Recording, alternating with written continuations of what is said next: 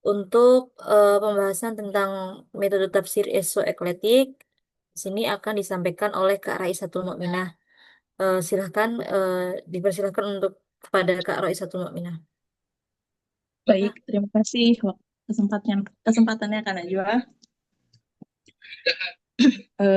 Baik, terkait jurnal kami yang berjudul Perintah Menjaga Pandangan dalam Quran Surat An-Nur ayat 30-31 yang menggunakan analisis metode tafsir esoeklektik di Kak, latar slide-nya belum belakang. ya, Kak? Oh iya, Kak Najwa, Oh iya. Eh, kayaknya belum Emang muncul. belum muncul ya, Kak? masih Belum, Kak. file laptop, Kak. Oh, sebentar. Eh, Sebentar, Kak.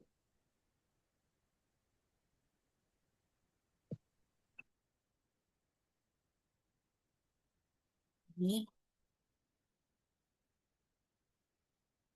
Udah belum ya, Kak? belum. Belum.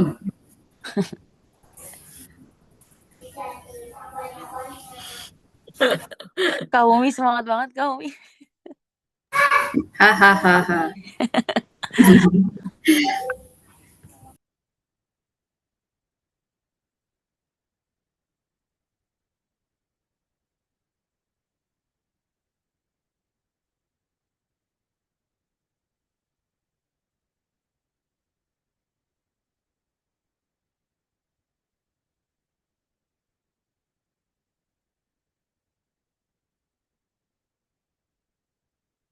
Udah belum, Kak?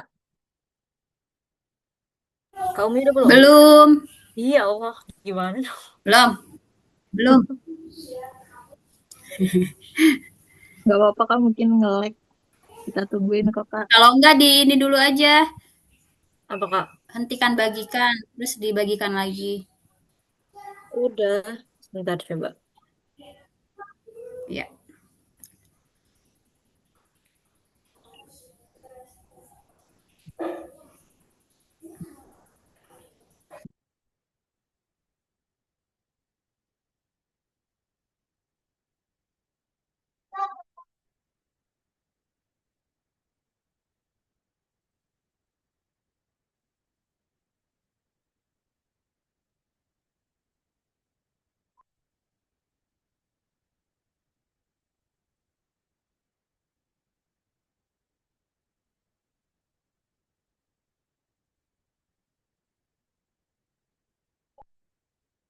Kak Umi pakai apa, Kak?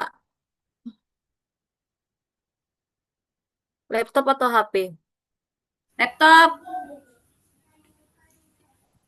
Minta tolong, mau share diganti. screen-in. Ya. Materinya di Di grup Tasin Mauduin. ya sebentar.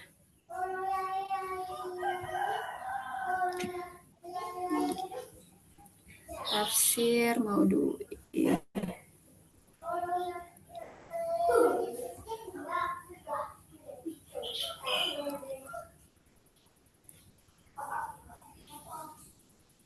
Sebentar ya.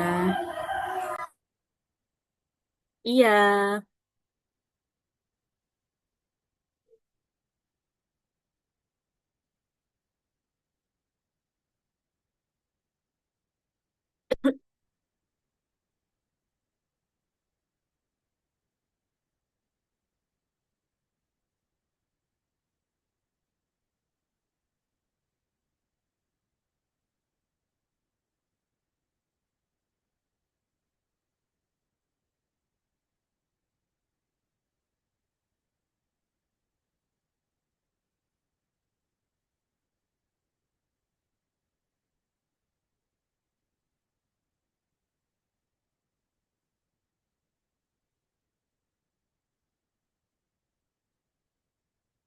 Oh,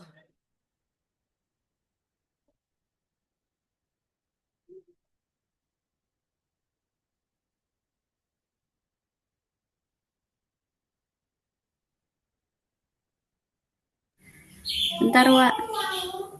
ini udah belum, Kak? Eh, Oh, udah.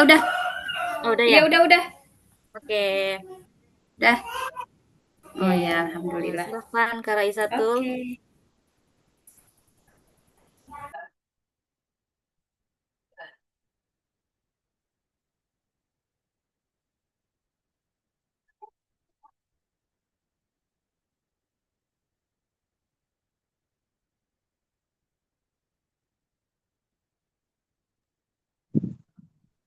Udah terlihat ya teman-teman?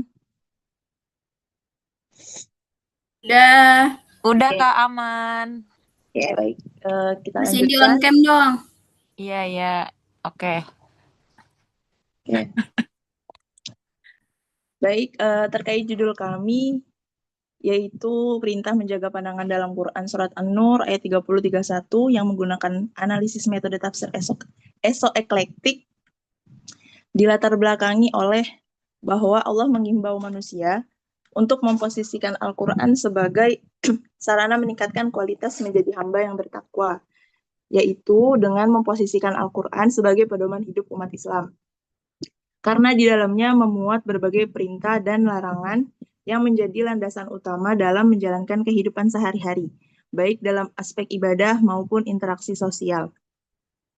Hal ini sesuai dengan firman Allah, Quran Surat Al-Baqarah ayat 2 yang berbunyi, A'udzubillahi minasyaitonirrajim, Dzalikal kitabu la raiba fihi hudal lil muttaqin. Yang artinya, kitab Al-Quran itu tidak ada keraguan padanya, yaitu petunjuk bagi mereka yang bertakwa.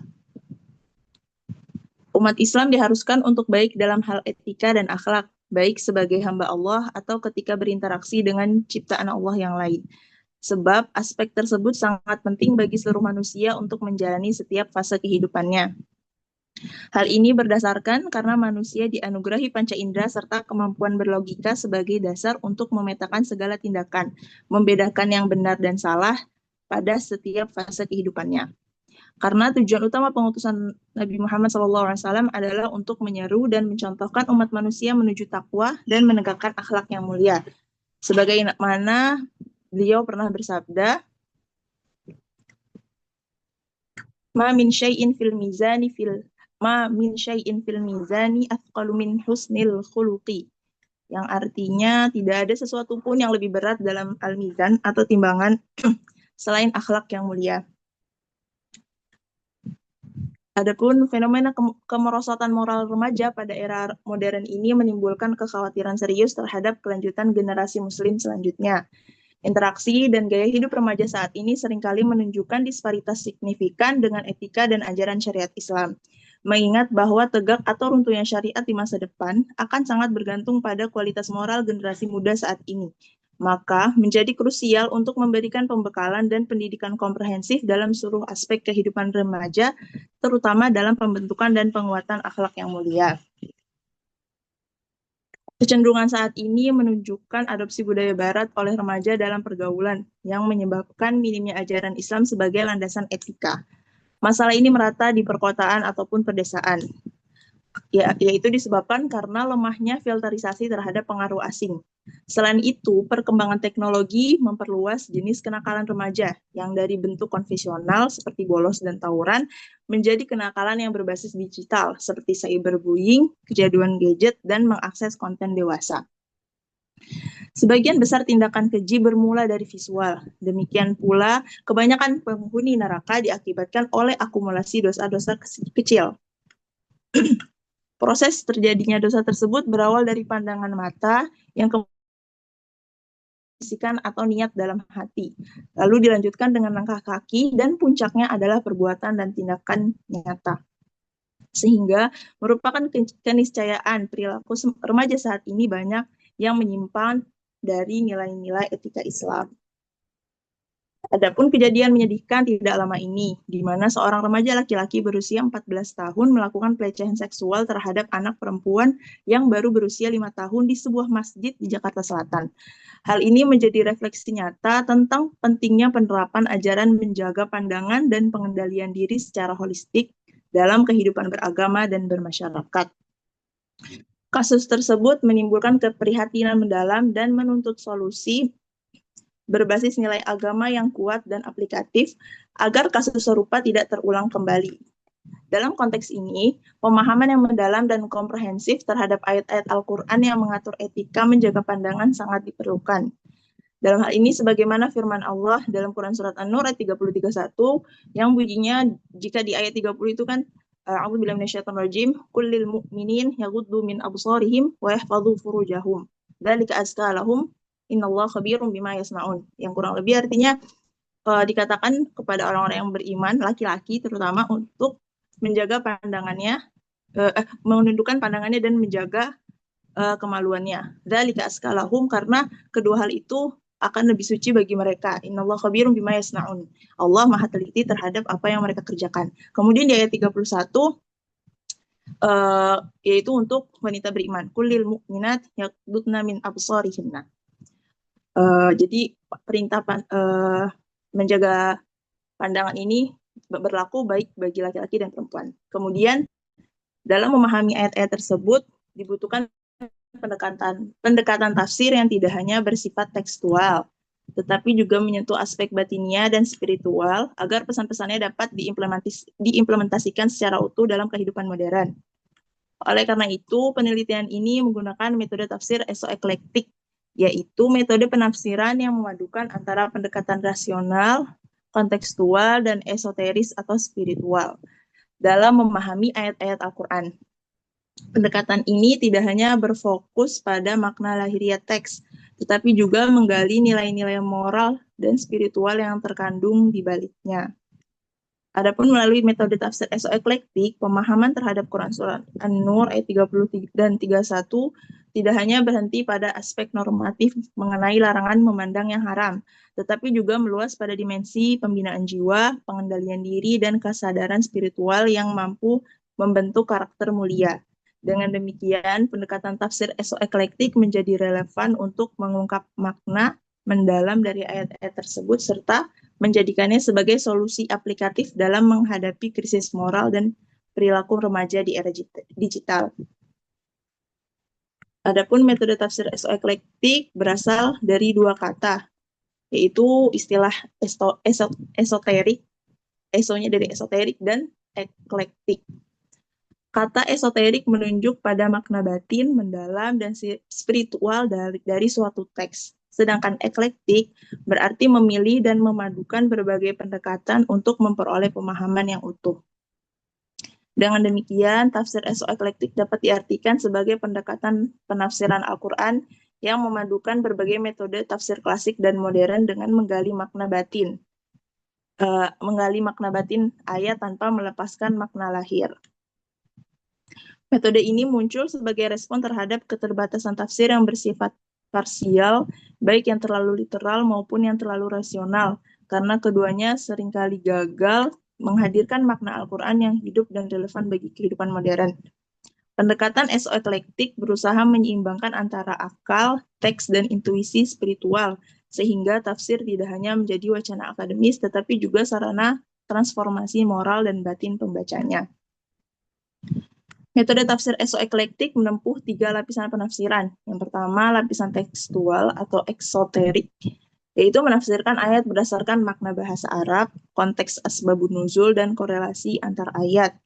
Yang kedua, yaitu lapisan rasional atau analitik, yaitu menghubungkan makna ayat dengan konteks sosial, historis, dan tantangan zaman modern. Yang ketiga, yaitu lapisan spiritual atau esoterik, menggali nilai batiniah dan hikmah moral yang terkandung di balik perintah atau larangan, dengan tujuan membentuk kesadaran atau taqarrub kepada Allah. Ketiga lapisan ini tidak dipahami secara terpisah, melainkan saling berkaitan dalam satu sistem tafsir yang menyeluruh. Oleh sebab itu, metode tafsir ini disebut esoeklektik karena menekankan kesatuan antara dimensi zahir atau lahir dan batin, yaitu makna dalamnya. Metode ini banyak digunakan oleh para mufasir modern yang menginginkan pemahaman Al-Quran yang kontekstual dan aplikatif. Misalnya Muhammad Quraisy Shihab dalam tafsir Al-Misbah, Fazlur Rahman dengan metode double movement-nya, serta Sayyid Husin Nasr yang menekankan pentingnya spiritualitas dalam membaca wahyu. Mereka semua menunjukkan bahwa tafsir tidak cukup hanya menjawab apa maknanya, tetapi juga bagaimana makna itu menuntun manusia untuk menjadi lebih bermoral dan bertakwa. Adapun karakteristik tafsir esoeklektik secara metodologis, tafsir esoeklektik memiliki beberapa karakter utama. Yang pertama, integratif, karena memadukan metode tafsir bil ma'thur yang berdasarkan riwayat, kemudian di ar-ra'yi yang berdasarkan ijtihad rasional, serta isyari berdasarkan intuisi rohani.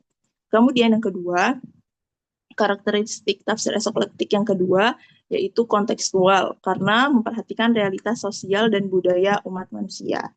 Yang ketiga, spiritual transformasional, karena bertujuan membentuk kesadaran batin dan akhlak, bukan hanya pengetahuan tekstual. Kemudian yang keempat, dialogis, karena membuka ruang dialog antara teks suci dan realitas kekinian, sehingga ayat-ayat Al-Quran senantiasa hidup di dalam dinamika zaman. Dengan demikian, tafsir esoeklektik tidak hanya menafsirkan teks Al-Quran sebagai sumber hukum dan pengetahuan, tetapi juga sebagai jalan menuju pembentukan karakter dan kesadaran spiritual umat. Pendekatan ini menjadi sangat relevan dalam konteks pembinaan moral remaja masa kini yang menghadapi arus budaya digital dan kemerosotan etika sosial. Adapun pembahasan selanjutnya saya serahkan kepada rekan saya, Kak Najwa. Baik, terima kasih Kak Raisatul Mukminah. Selanjutnya yaitu tentang ghad al-basar atau menjaga pandangan. Istilah ghad merupakan konstruksi dari dua morfem, yaitu ghadda dan basoroh. Secara leksikal, kata ghadda bermakna menundukkan, merendahkan, memejamkan, atau tidak mengindahkan. Adapun kata basoroh bermakna melihat atau memandang. Basoro ini mengindikasikan makna pengetahuan terhadap sesuatu. Dari akar kata ini pula terbentuk istilah al-basirah, pengetahuan yang mendalam. Al-Jauhari mendefinisikan al-basar sebagai tindakan menerobos penglihatan atau meneropong. Frasa absor tu syai secara spesifik berarti aku melihat sesuatu. Mata berfungsi sebagai penuntun, sementara hati berperan sebagai pendorong sekaligus pembuat keputusan. Mata memperoleh kenikmatan dari penglihatan, sedangkan hati mendapat kepuasan dari hasil olahan tersebut. Dalam konteks pemenuhan nafsu, kedua aspek ini merupakan satu kesatuan yang saling melengkapi. Menundukkan pandangan merupakan upaya mendasar untuk menjaga integritas hati. Hal ini penting karena hati yang semula suci dapat tercemar oleh penyakit yang berasal dari transmisi panca indera. Pandangan mata berfungsi sebagai saluran primer yang memasukkan data visual ke dalam hati. Data tersebut kemudian diolah dan menimbulkan kesan. Selanjutnya, hati akan memproses kesan itu menjadi pikiran yang pada akhirnya memicu perasaan atau dorongan di dalamnya. Laki-laki yang beriman diwajibkan untuk menjaga pandangan mata dari melihat perempuan yang membangkitkan syahwat atau bentuk tubuh yang merangsang. Mereka juga harus memelihara kehormatan, kemaluan, dan mengendalikan hasrat seksual agar tidak disalurkan secara sia-sia. Pandangan yang tidak terkendali akan memicu syahwat untuk menguasai diri, dorongan untuk pemuasan seksual akan muncul sebab syahwat pada hakikatnya tidak pernah puas. Syahwat yang tidak terkendali akan sulit dilepaskan, lambat laun menguasai seluruh pikiran, dan mendorong pada perbuatan zina, yang sekali dilakukan dapat menjadi awal dari perzinaan yang akan berkelanjutan. Memuaskan syahwat secara tak terkendali adalah awal dari ketidakpuasan abadi, yang berujung pada kehancuran kepribadian dan hilangnya kontrol diri, menjadikan seseorang itu tercela. Kondisi ini bahkan dapat menjerumuskan pada penyimpangan seksual lain yang gejalanya marak di zaman modern, seperti hubungan sesama jenis, homoseksual atau lesbian, atau masturbasi. Rasulullah memberikan penekanan terhadap pemenuhan hak-hak jalan bagi siapapun yang memilih untuk duduk di pinggirnya, dan salah satu hak yang diperintahkan adalah menjaga pandangan. Tertera dalam Sahih Bukhari riwayat Abu Sa'id Al-Khudri, Iyyakumal julusa bituruqati qalu ya Rasulullah malana min majalisina buddun natahaddatsu fiha faqala Rasulullah sallallahu alaihi wasallam idza abaitum ilal majalis fa'atu tariqa haqqahu qalu wa ma haqqut tariq qala ghaddul basar wa kaful adha wa raddus salam wal amru bil ma'ruf wan nahyu 'anil munkar. Wahai kamu sekalian, hindarilah duduk-duduk di jalanan. Mereka berkata, ya Rasulullah, kami tidak bisa meninggalkan majelis-majelis tempat kami bertemu dan berbincang-bincang. Lalu Rasulullah bersabda, jika menang kalian tidak tetap terpaksa harus duduk-duduk di majelis itu, maka berikanlah haknya jalan. Mereka bertanya, apakah hak jalan itu ya Rasulullah? Beliau bersabda, menahan penglihatan, menjauhkan gangguan, menjawab salam, amar ma'ruf, dan nahi munkar. Berdasarkan uraian yang di atas, dapat disimpulkan bahwa ghadul basar adalah upaya menjaga dan menundukkan pandangan mata dari segala hal yang diharamkan oleh Allah. Baik itu berkaitan dengan aurat perempuan maupun laki-laki, pandangan yang terpelihara adalah kondisi di mana seseorang tidak sengaja melihat aurat orang lain secara berlama-lama. Pandangan mata dalam konteks ini secara umum terbagi menjadi tiga jenis. Yang pertama, pandangan yang diharamkan. Larangan memandang lawan jenis dengan syahwat tidak terbatas hanya pada pandangan langsung saja. Melihat tayangan film, sinetron, maupun iklan televisi yang menampilkan wanita-wanita berbusana tidak syar'i dan membuka aurat juga termasuk perbuatan maksiat. Tetapi juga terbukti kuat memicu terjadinya berbagai kejahatan seksual yang marak belakangan ini. Pandangan yang terlarang ini sangat buruk akibatnya karena dapat menimbulkan godaan atau ujian yang menjerumuskan pelakunya ke dalam percampuran laki-laki dan perempuan yang dilarang syariat. Oleh karena itu, Allah memerintahkan kita untuk senantiasa melakukan qaulul bashar dengan lawan jenis. Selanjutnya, pandangan yang disunahkan, apabila seorang laki-laki bermaksud untuk meminang wanita yang ia kehendaki, maka Islam perbolehkan baginya untuk memandang calon istrinya tersebut. Para ulama bersepakat bahwa seorang pria diizinkan melihat wanita yang hendak ia nikahi.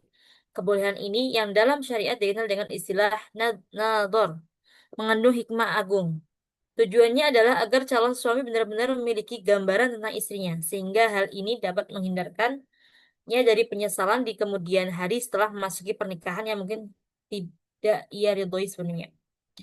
Pandangan yang diperbolehkan, syariat Islam membolehkan pandangan terhadap lawan jenis apabila terdapat kepentingan darurat yang mendesak, seperti keperluan mengobati pasien atau menerima maupun memberikan kesaksian. Dalam situasi darurat seperti pengobatan, diperbolehkan melihat lawan jenis selama tidak melampaui batas yang diperlukan.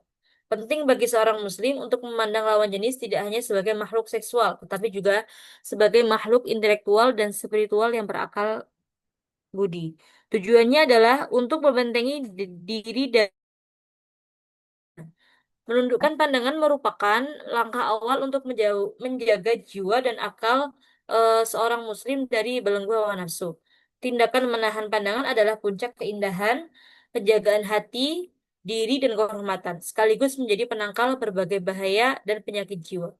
Rasulullah pun sangat menganjurkan umatnya untuk senantiasa melaksanakan ghadul basar dari hal-hal yang diharamkan.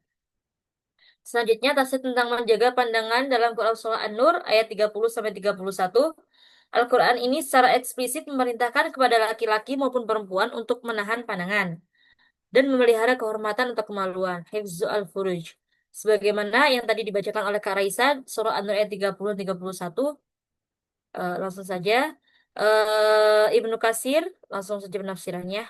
Ibnu Katsir dalam tafsirnya mengenai surah An-Nur ayat 30 menjelaskan bahwa pandangan mata dapat merusak hati, sebagaimana pandangan diibaratkan sebagai panah beracun yang ditujukan pada sanubari.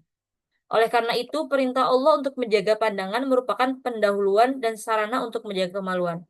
Lebih lanjut, beliau mencantumkan riwayat dari Sahih Bukhari dan Sahih Muslim yang senada dengan perintah tersebut. Berkaitan dengan hal ini, mayoritas ulama salaf, para imam sufi, dan sebagian ahli ilmu sangat melarang keras, bahkan mengharamkan untuk memandang amrat, yaitu bocah lelaki yang belum tumbuh janggutnya, karena berpotensi besar menimbulkan fitnah. Mengenai surah An-Nur ayat 31, Ibnu Katsir juga menjelaskan perbedaan pendapat ulama terkait hukum wanita memandang laki-laki non-muhrim, non-mahram. Mayoritas ulama berpendapat bahwa wanita dilarang melihat laki-laki non-mahram, baik disertai syahwat maupun tidak. Pendapat ini didukung oleh hadis yang diriwayatkan oleh Abu Dawud dan At-Tirmidzi yang menilainya hasan sahih dari Ummu Salamah dan Maimunah. Dalam hadis tersebut, setelah turun perintah hijab, Rasulullah memerintahkan keduanya untuk berhijab dari Ibnu Ummi Maktum yang yaitu seorang yang buta sambil bertanya, apakah kalian berdua juga buta? Bukankah kalian berdua melihatnya? Namun sebagian ulama lain berpendapat bahwa wanita dibolehkan melihat laki-laki non-mahram selama tidak disertai syahwat. Pendapat kedua ini didasarkan pada riwayat As-Sahih merujuk pada Sahih Bukhari bahwa Aisyah Ummul Mukminin pernah menyaksikan kaum Habasyah yang sedang bermain tombak di masjid, di mana Rasulullah menutupinya dari belakang hingga Aisyah merasa puas dan pergi. Buya Hamka menjelaskan dalam tafsir Al-Azhar bahwa ayat 30 dan 31 ini menguraikan upaya fundamental untuk menjaga diri, yang diawali dengan pemeliharaan penglihatan dan larangan membiarkan mata liar. Meskipun pandangan pertama yang terjadi tanpa sengaja ditoleransi, individu beriman dilarang melanjutkan pandangan tersebut. Upaya kedua yang ditekankan adalah memelihara kehormatan diri atau kemaluan, yang dianggap sebagai amanah dari Allah yang harus disadari nilai kegunaannya oleh manusia berakal. Dengan mengendalikan pandangan mata, kebersihan dan ketentraman jiwa akan terjamin. Pada ayat selanjutnya, Nabi Muhammad diperintahkan untuk memberi peringatan kepada kaum perempuan agar mereka juga wajib memelihara penglihatan. Menunjukkan sikap kesopanan melalui tatapan, mengingat pandangan wanita itu memiliki daya tarik. Peringatan ini secara khusus ditujukan kepada seluruh orang beriman, baik laki-laki maupun perempuan, yang mendasarkan hidup pada keyakinan kepada Allah dan nilai kemanusiaan, sehingga mereka tidak dikuasai oleh syahwat. Bahkan, jika pandangan laki-laki dinilai berbahaya, tusukkan sudut mata perempuan dianggap memiliki dampak yang jauh lebih besar.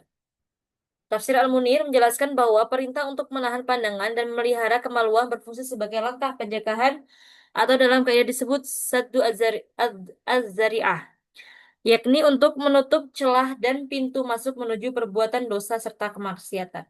Pandangan disebut sebagai kurir dua pintu masuk perzinaan. Ulama salaf yang menyebut pandangan sebagai anak panah beracun yang ditembakkan ke hati. Allah secara sengaja mengkombinasikan perintah menjaga kemaluan dengan perintah menjaga penglihatan. Karena penglihatan adalah faktor pemicu utama terjadinya perbuatan terlarang.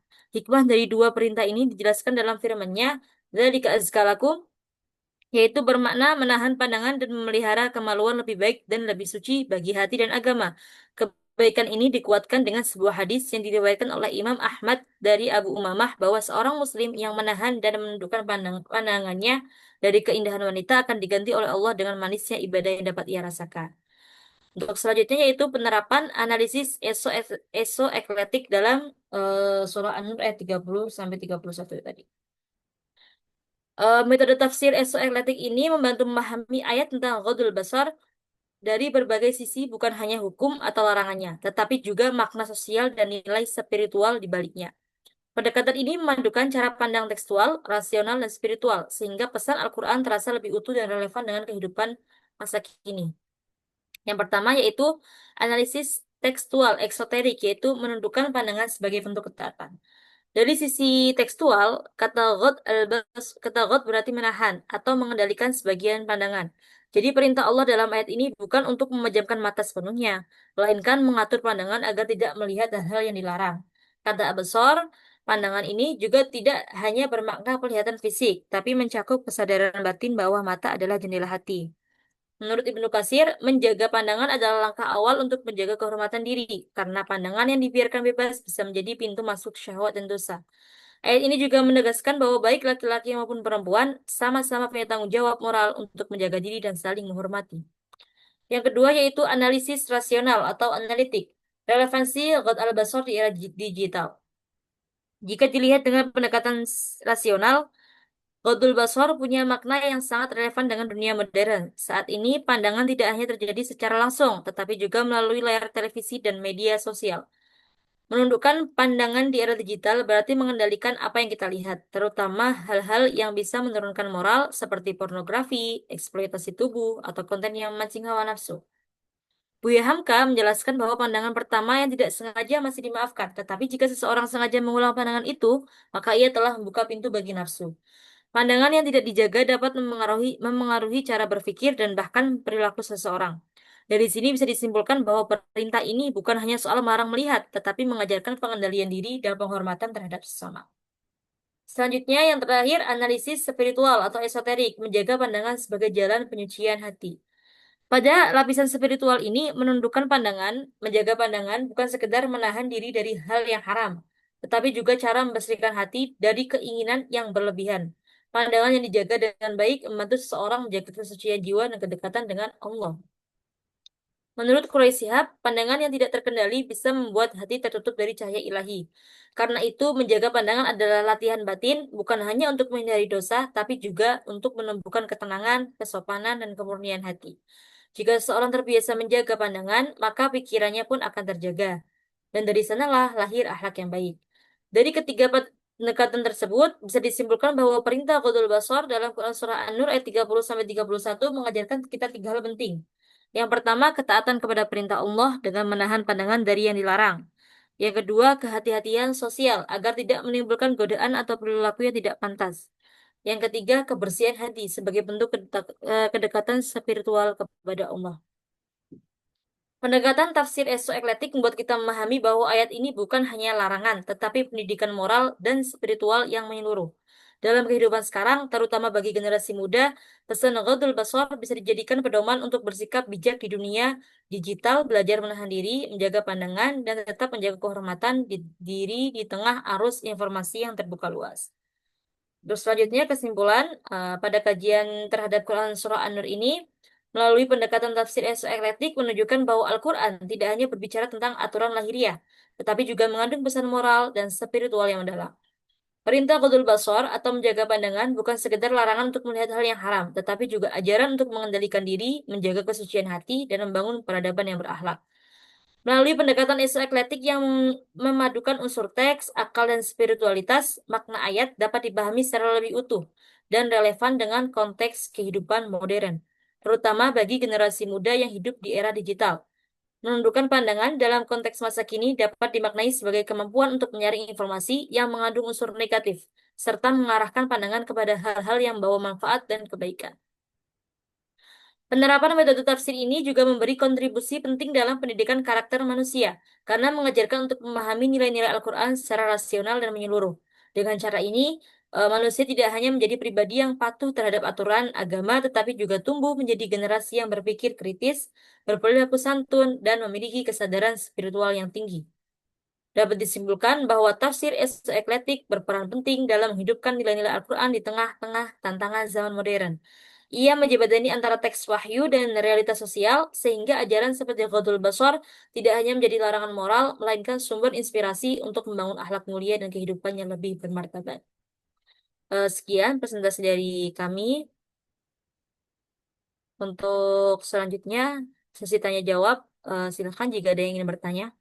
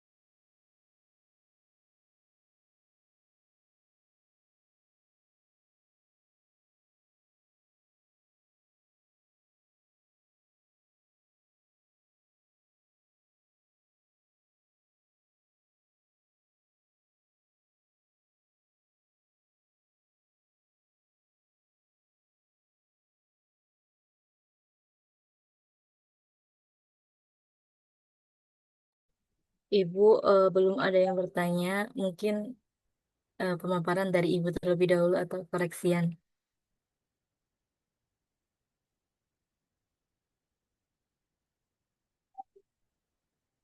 Baik, sebentar ya Bu ya.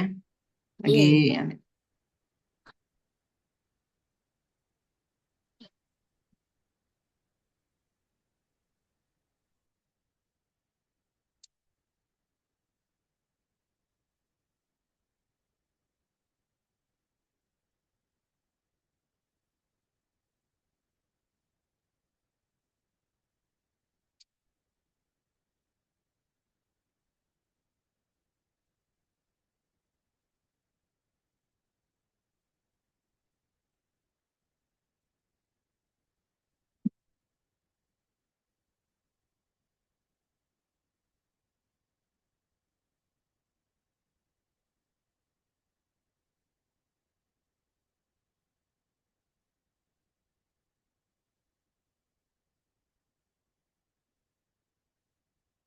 Oke, baik. Bismillahirrahmanirrahim. Assalamualaikum warahmatullahi wabarakatuh.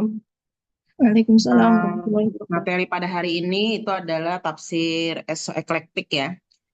Jadi esoeklektik itu adalah perpaduan antara tafsir esoterik dengan eklektik. Ini sebentar ini saya sedang copy cara-caranya ya. Jadi kalau di bukunya itu memang ada tahapan umum, ada tahapan yang khusus dulu ya.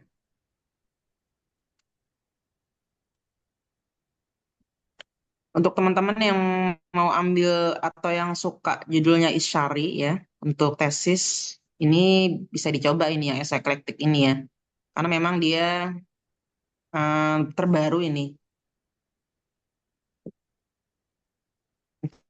Saya izin ya, saya lagi copy.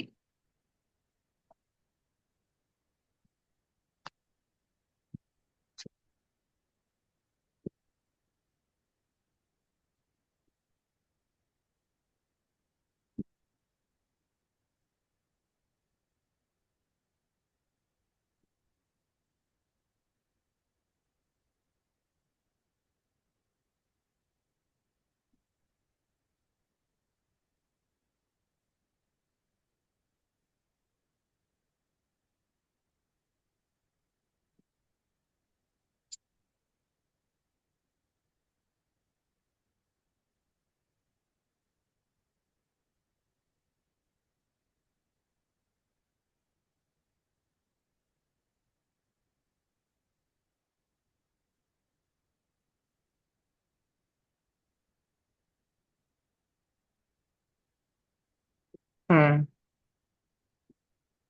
Jadi tahapannya itu ada tahapan umum, ada tahapan khusus ya.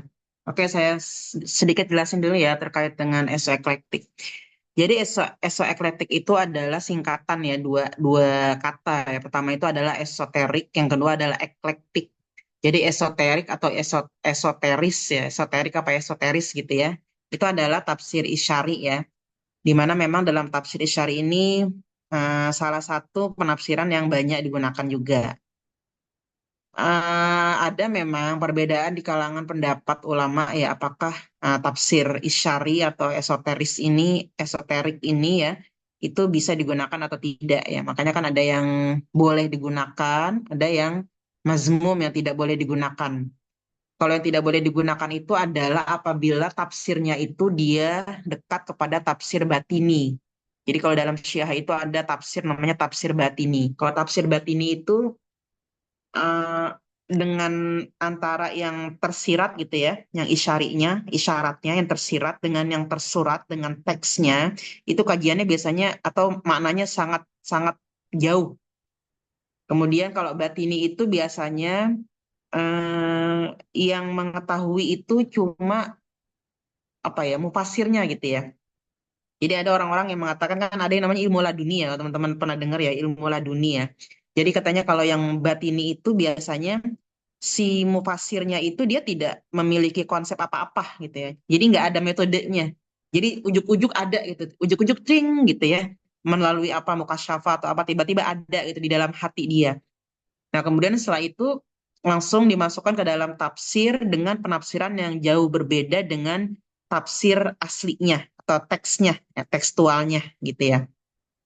Beda misalnya kalau dia masih menggunakan hal-hal lain ya, misalnya masih menggunakan sababun nuzul misalnya, atau masih menggunakan apa? Jadi ada dua makna lah. Yang pertama itu makna yang teksnya, yang kedua adalah makna yang tersiratnya gitu ya. Itu kalau itu masih bisa ya. Tapi kalau sampai dia menafsirkan sesuatu yang berbeda sama sekali tanpa melalui konsep yang jelas, kemudian dia meyakini atau mengklaim bahwa tafsir yang benar itu adalah tafsir yang itu yang punya dia, maka itu batini namanya. Salah satu penafsiran Syiah yang dicela ya. Nah, para ulama, makanya ada beberapa ini ya, kalau di dalam buku ini ada eklektik ya. Ini punya orang PTIQ ya, termasuk baru. Jadi kalau yang di buku ini ada esoteris yang soheh namanya. Jadi esoteris yang boleh. Nah, salah satu esoterik yang boleh ya, ini belum esoeklektik ya, belum masuk ke esoeklektik, jadi masih ke esoterisnya, masih ke isyarinya. Jadi salah satu yang syarat yang membuat esoteris itu boleh adalah tidak harus penafsir itu cuma dia yang tahu gitu ya. Jadi bukan sesuatu yang hasil dari seseorang aja gitu ya. Jadi ada juga bisa juga orang-orang yang memang dia tidak bergelut di bidang tasawuf ya, kemudian dia menafsirkan secara isyari. Jadi artinya sesuatu yang bisa dipelajari lah, masuk akal. Nah, kemudian yang kedua itu ya tidak menyebutkan bahwa tafsir dia adalah tafsir yang satu-satunya. Jadi sebelum sebelum isyari dia harus bil maksur dulu ya, tidak boleh meninggalkan bil maksurnya. Kemudian ada lagi ini beberapa ya, esoterik, esoterik yang sahih. Nah, kemudian berikutnya adalah buku ini beranjak dari ke apa namanya ke kerentanan itu ya. Jadi Pak Kerwanto ini berpikir ya bagaimana caranya supaya isyari ini atau esoterik ini bisa digunakan dengan menggunakan metode gitu ya. Karena kan selama ini kan yang namanya isyari atau esoterik itu kan dia di awang-awang. Nah, itu makanya dia membuat metode ini namanya esoeklektik. Jadi esoterik ditambah dengan eklektik. Apa itu eklektik? Eklektik itu adalah keilmuan-keilmuan yang muktabaroh. Jadi yang banyak digunakan. Makanya tadi mungkin di awal makalah ini ya ada kutipan itu. Misalnya hermeneutik atau apa, jadi boleh dimasukkan hermeneutik atau semantik atau kita ingin menggunakan kajian keilmuan apa yang lainnya, gitu ya. Itu sesuatu yang muktabaroh. Nah, esoterik maka disingkat jadi esoeklektik. Nah, karena dia adalah kajian yang muktabaroh, maka isyari ini dia bisa nanti digabungkan dengan berbagai macam keilmuan ya. Apakah itu ilmu sosial, apakah itu psikologi, apakah itu yang lain gitu ya. Nah, berbeda dengan mungkin agak beda ya dengan yang isyari ya. Kalau yang isyari itu biasanya itu tasawuf saja, sufi saja. Nah, cuma kalau di dalam esoklektik ini dia ada tahapan-tahapannya. Ya, nanti mungkin bisa disesuaikan yang ada di buku ya. Pertama itu dia tahapan umum. Jadi tahapan umumnya itu seperti apa? Tahapan umumnya itu adalah dengan memaknai dengan memaknai seluruh ayat Quran dulu sesuai dengan penafsiran pada umumnya. Ya, ini ada. Nah, sedangkan nanti ini ada penjelasannya sebenarnya agak panjang ya. Ini saya judulnya aja ya. Sebenarnya ingin judulnya aja. Nah, dalam tahapan umum itu jadi ayat-ayatnya itu ya sesuai dengan penafsiran bil maksur, penafsiran pada umumnya ya. Karena kita ingin mencari makna yang benar dulu kan ya. Artinya makna yang jejak dulu, makna yang sudah sesuai, ada pondasinya dulu seperti apa sebelum diisyarikan ya. Karena kan memang kalau yang isyari itu memang harus seperti itu. Jadi dia tidak boleh meninggalkan tafsir bil maksurnya.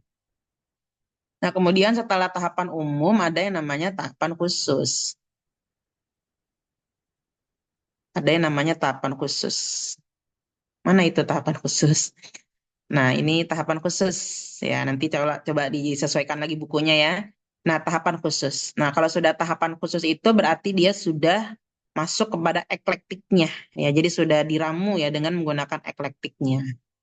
Maka nanti ada di sini. Nah, salah satu kekhususannya juga, jadi tafsir eklektik ini kalau yang Kerwanto ya dia mengatakan itu bisa menggunakan berbagai cara, bisa menggunakan berbagai model. Jadi bisa menggunakan tafsir tematik gitu ya, bisa juga menggunakan tafsir tahlili. Misalnya ini ada lagi, nah ini. Nah ini kalau yang tahlili ini ya. Tafsirnya seperti ini. Nanti kalau yang tematik ada lagi. Jadi dia ada step-stepnya ya. Nah, kalau tematik seperti ini. Ini kan kita tematik ya, berarti nanti disesuaikan dengan caranya. Ini kalau yang tematik itu ya percis lah seperti cara penafsiran tematik ya. Ya, pemilihan temanya, kemudian ayat-ayatnya apa saja. Kemudian setelah itu ada klasifikasi ayat ya, berdasarkan ulumul Qur'annya. Jadi masih digunakan ulumul Qur'an, jadi tidak ditinggalkan kalau esai eklektik. Kemudian yang terakhir ini ada ya, secara tematik ini ya, ini ada caranya secara tematik. Nah, nanti tolong disesuaikan ya, sesuaikan dengan yang ada di tafsir esai eklektik punyanya Pak Kerwanto. Oke, selanjutnya makalahnya ya.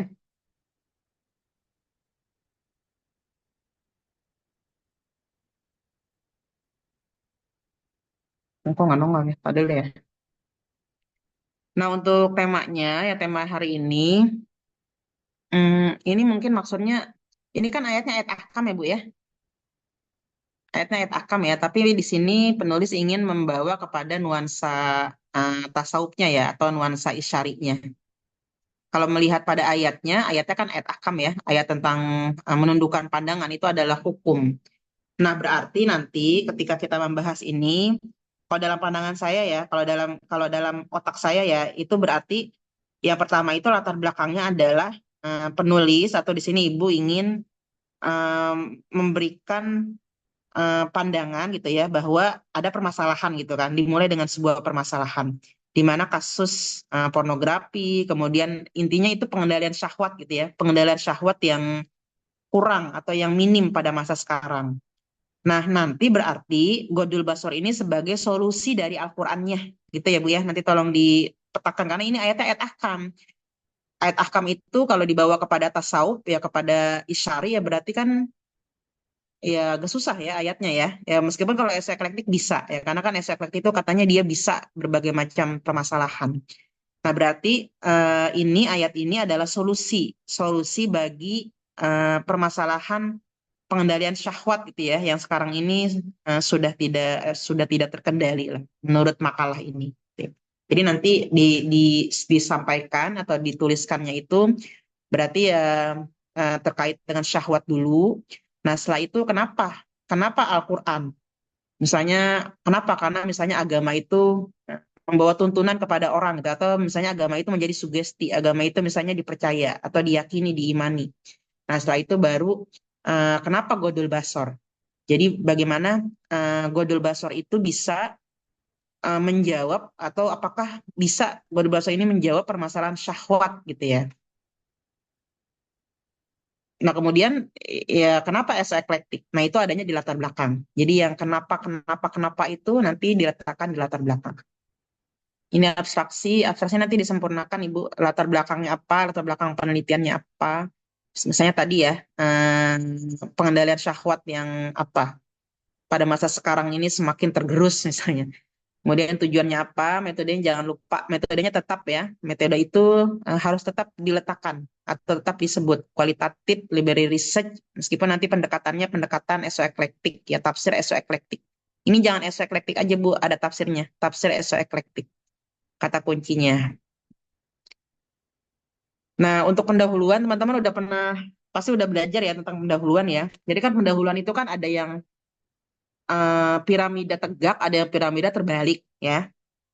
Kalau piramida tegak itu berarti dari khusus ke umum. Kalau piramida tegak, berarti kalau dari khusus ke umum ya dimulai dengan esoeklektik. Ya, bagaimana esoeklektik itu menjadi kajian yang misalnya sedang populer sekarang gitu. Kalau dari umum ke khusus, piramida terbalik ya berarti dimulai dari permasalahannya dulu. Permasalahan nanti mengerucut tuh. Jadi nanti teman-teman tolong itu ya, dirunut ya. Jadi misalnya kalau kalau yang biasanya itu umum ke khusus, yang biasanya ya umum ke khusus. Jadi yang umumnya itu apa? Dimulai dengan latar belakang masalahnya apa? Secara besar aja dulu. Misalnya banyak yang adanya kasus pornografi. Nah, bagusnya baik teman-teman menulis artikel maupun menulis tesis ya, bagusnya di pendahuluan itu tidak seperti ini, tidak apa? Ini kan pengetahuan umum terkait dengan Al-Quran sudah banyak gitu ya. Jadi data, bagusnya itu dimulai dengan data-data. Jadi misalnya berdasarkan data ini bahwasanya kasus yang tadi disebutin di artikel ini ya, kasus-kasus apa namanya? Seksual atau apa gitu ya, itu meningkat. Tapi nanti harus nyambung ya antara kasus yang meningkat, ternyata Godul Basor bisa apa enggak itu diterapkan. Apakah misalnya setelah Godul Basor tiba-tiba orang bisa gitu ya.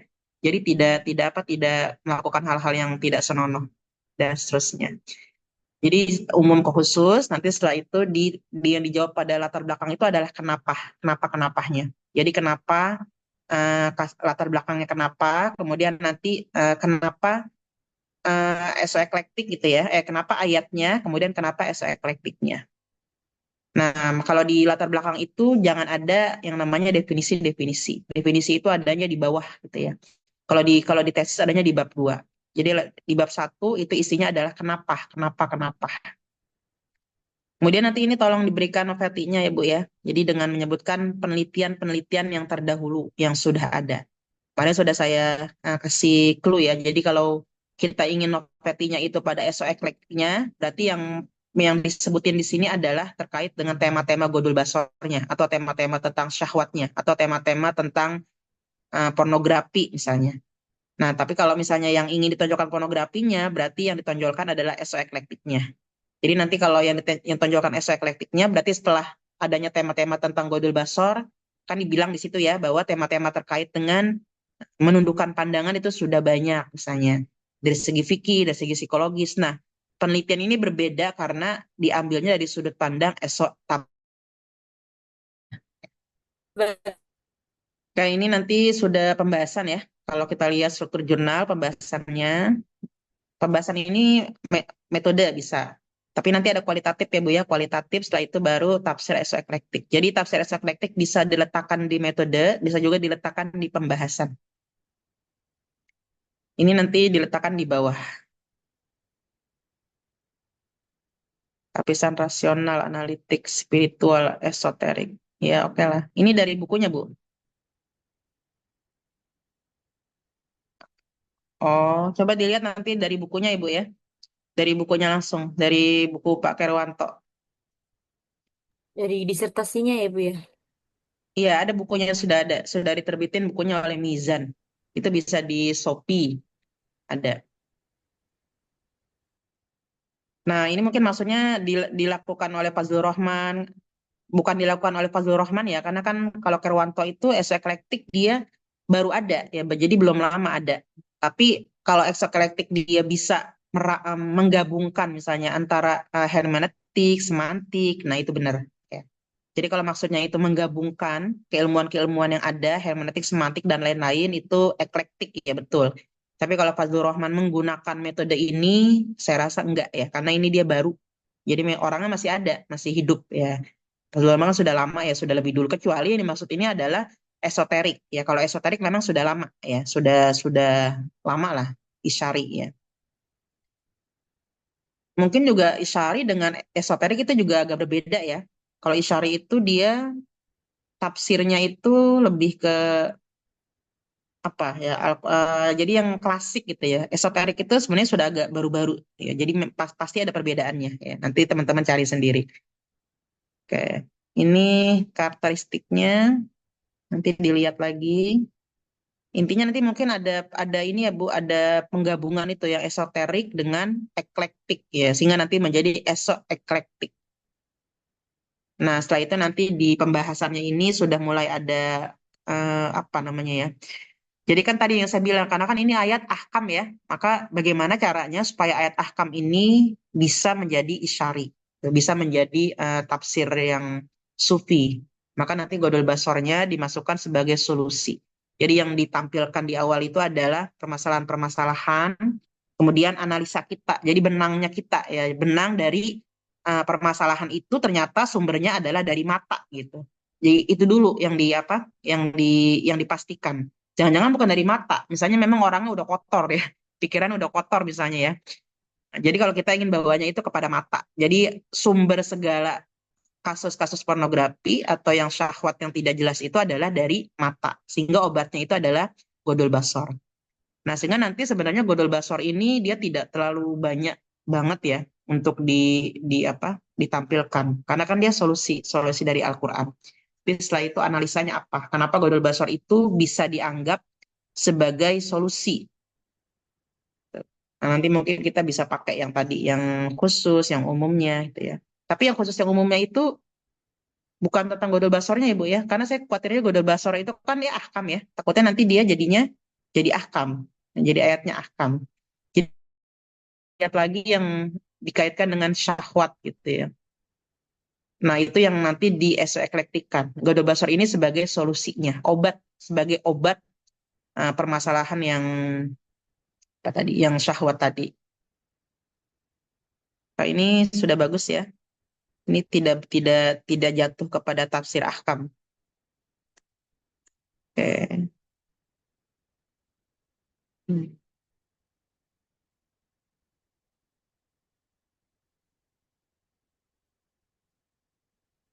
Oh ya, ini oh ya, tadi itu yang saya jelasin ya. Apakah ini ahkam? Itu perlu diinikan lagi. Apakah ahkam? Apakah isyari? Pemilihan ayat, hati-hati ya teman-teman ya.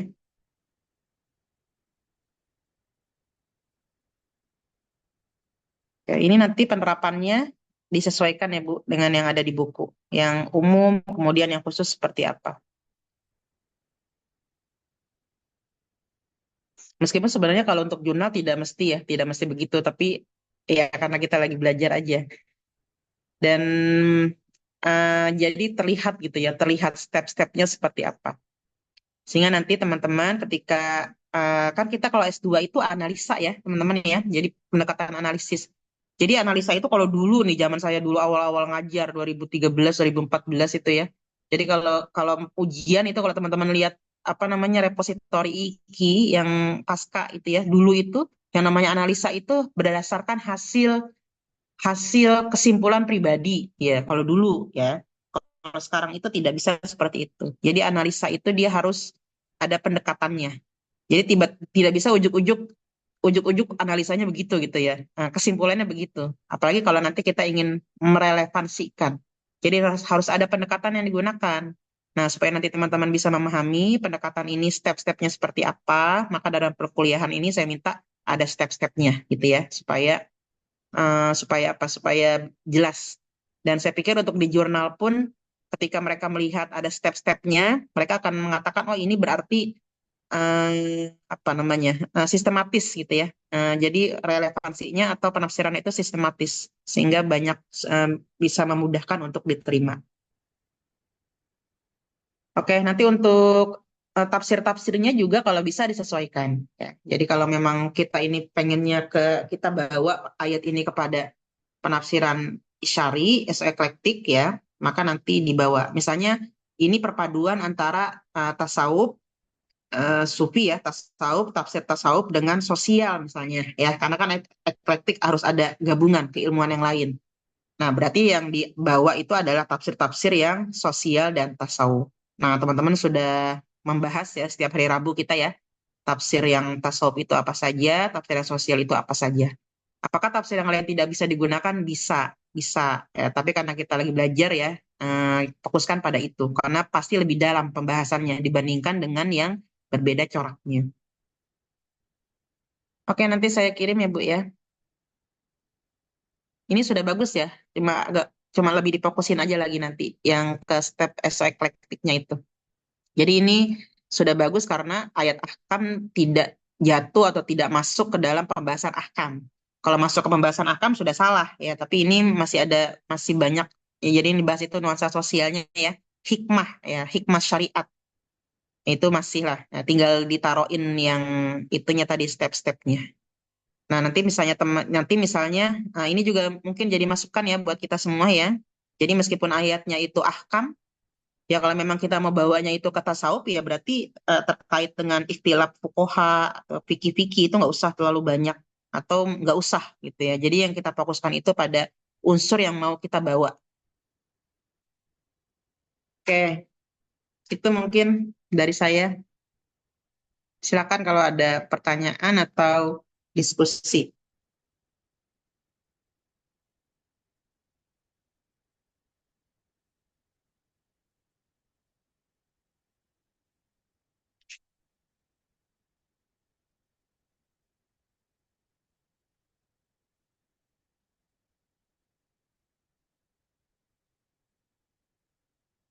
Nanti kalau sudah selesai revisinya nggak apa-apa ini ya, Bu ya, di langsung di apa submit aja.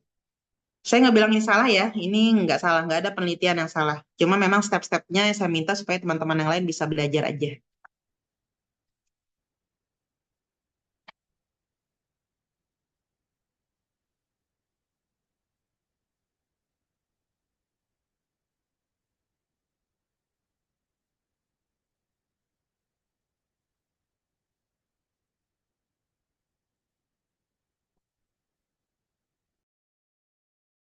Oke, saya kembalikan ke moderator ya, ke pemateri.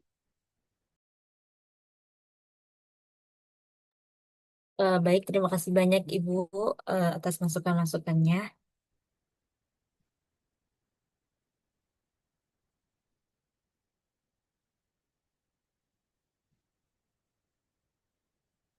Teman-teman, apakah ada yang mau bertanya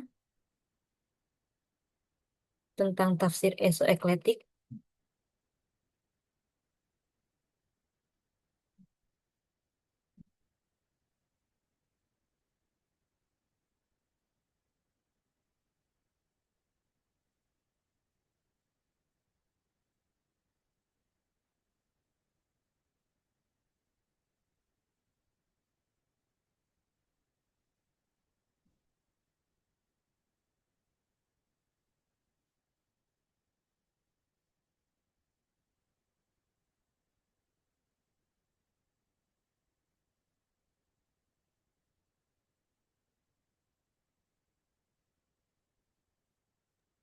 Kalau nggak ada nggak apa-apa Bu, ditutup.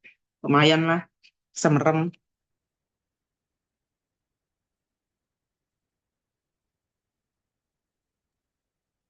Eh, Baik, kalau jika tidak ada yang bertanya, kami dari pemateri mohon maaf atas penyampaian materi. Jika ada kekurangan, kami mohon maaf yang sebesar-besarnya. Kami tutup. Sekian dari kami. Terima kasih banyak Ibu. Sekian dari kami. Assalamualaikum warahmatullahi wabarakatuh. Waalaikumsalam Waalaikumsalam warahmatullahi warahmatullahi wabarakatuh. Terima wabarakatuh. kasih ya semuanya. Terima kasih. Waalaikumsalam. Terima kasih banyak Ibu. Terima kasih banyak, Ibu. Oke, Bu.